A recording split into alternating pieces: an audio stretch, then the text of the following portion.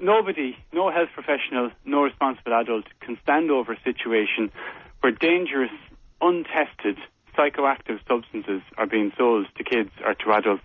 And what the head shops were selling were drugs. That's what they were. Drugs that have the same effect as amphetamine, the same effect as ecstasy. Nobody has ever done any clinical trials. Nobody has ever done any safety audits on these products. They were being sold, I would say, in a very irresponsible fashion.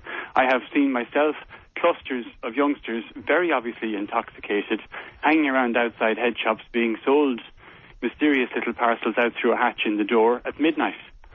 So it's not as though banning these substances is suddenly going to make them more attractive. What the government has done here is take a responsible decision. I think it will be welcomed by most health professionals and most responsible adults.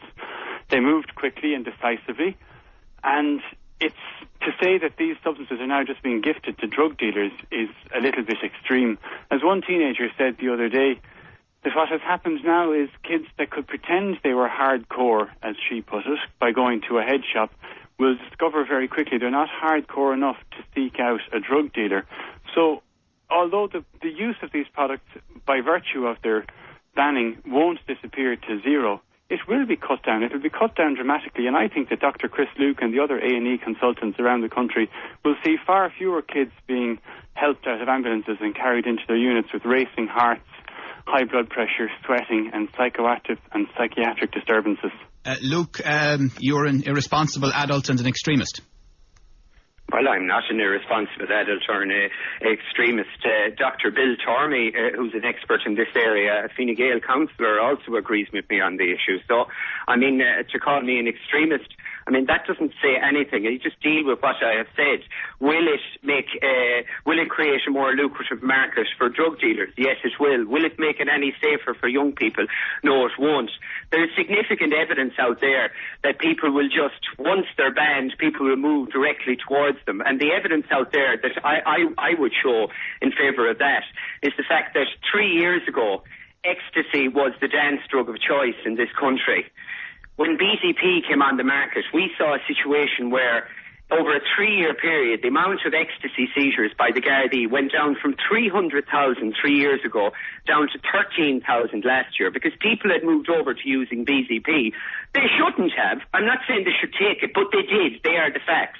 Now, when they banned BZP, what happened last year? Did people stop taking it? No, they didn't. Proof that they didn't is the fact that the Gardaí seized over 300,000 BZP tablets last year. So what did you achieve? You didn't stop people taking BZP. All you did was change the vendor, deny the state VAT and deny the state taxes, which could have actually been used to help treat people who have problems with drugs. Could the same case not be made for murder? You're not going to stop it, so should you legalise it? No, well, there's a thing called harm reduction. If you can reduce harm by doing something, then you do it.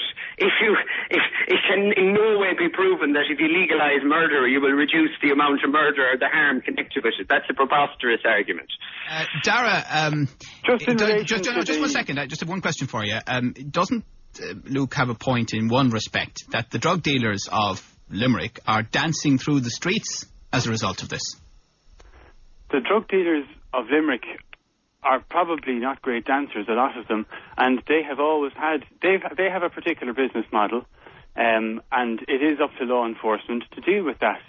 To say that banning ecstasy banning BZP made ecstasy less popular is crazy. Ecstasy got less available because the authorities in Cambodia seized 33 tons of sassafras oil, which is one of the key ingredients of ecstasy. So the worldwide supply of ecstasy actually slumped, and as a result people moved on to other drugs.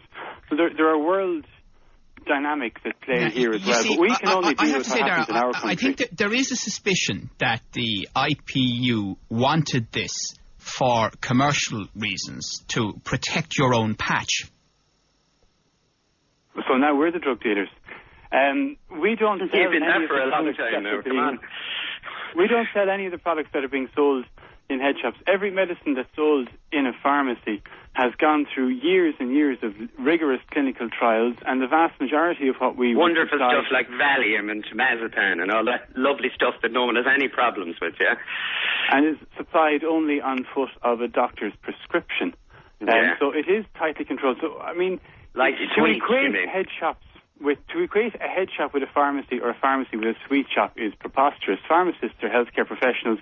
We supply a heavily regulated product that has been extensively tested, and even at that, even with all that testing and all of the safeguards that are around medicines, people do still suffer side effects and ill effects, but at least they're being monitored by healthcare professionals like doctors and pharmacists who are in a position to assist them and to change their medication if they have a condition that needs treatment. You don't believe then, Darragh, that doctors overprescribe and that pharmacists can take a liberal attitude towards prescriptions from time to time? What a doctor prescribes, some doctors' prescribing habits and are maybe more liberal than other doctors' prescribing habits, but there are guidelines in place. There are systems in place to monitor that and what goes on in pharmacies. Pharmacies operate in Ireland to the highest international standards. Have we not removed those self-same systems by doing what we've done relating to head shops this week? Yes, but head shops had no systems at all, Luke. Head shops were selling... Head shops didn't even know what was in the packaging. They were claiming that something was 99% pure, but nobody has ever tested it. I have a customer here in my pharmacy who's a retired DEA, or Drug Enforcement Agent, from the United States. I asked him what he thought of head shops, and he said he thought it was crazy that we were taking their word for it that a parcel that says methadone on the outside really contained methadone. He said, nobody's testing it. How do you know it's not ecstasy? How do you know it's not amphetamine? Nobody's checked. Yeah, the DEA have a magnificent success record in the States. Not. But anyway, Luke. Well, you go on about the DEA as if there was some sort of a good thing. I mean, they've been so successful in the United States of America in trying to prohibit drug use that they're the highest drug usage rates in the world, even though they're the highest level of criminality for using it. They have proved that criminalisation does not work. They have criminalised over 2 million people in America now for possession of drugs. Has it stopped people using it? No. The actual law has destroyed people's lives. And anyone who does have a problem with drugs in America finds it very hard to go and get help because they'll have their welfare stopped for admitting that you use drugs in the first place, and they'll have their life destroyed. So if someone does have a problem with drugs under prohibition, they can't actually get help without making the situation potentially far worse for themselves. Look, if we went down your road and we legalised a lot of these drugs, would we all be taking them non-stop? Somehow I don't think so, that we'd all be taking them non-stop. There is a difference between abuse and use. Some people abuse things, some people will use things. Not everyone will abuse it. Not everyone is going to become a cocaine addict in the morning or a heroin addict in the morning if you didn't attract a criminal record for using it. There's no proof out there that it does. They have went down the road of decriminalisation in Portugal in the last 3 years, and they have shown that their drug usage rates have dropped. They have shown that people with problems with drug addiction are more likely to present at clinics looking for help because they don't have the fear that they're also going to get a criminal record.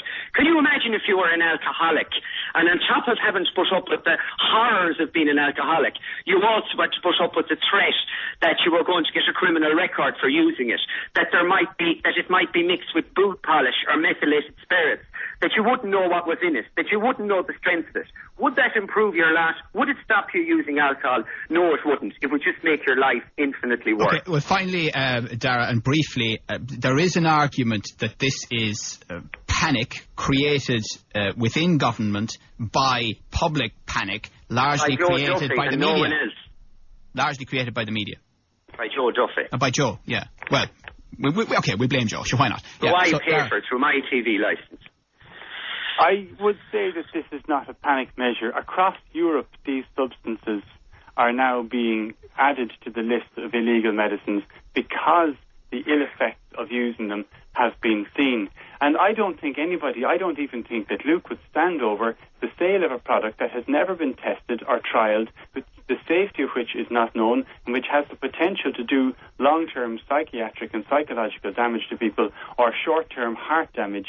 Nobody will stand over the sale or the supply of those products. OK, I'm miles over time. Darragh O'Loughlin from the IPU and Councillor Luke Ming Flanagan, thank you both very much.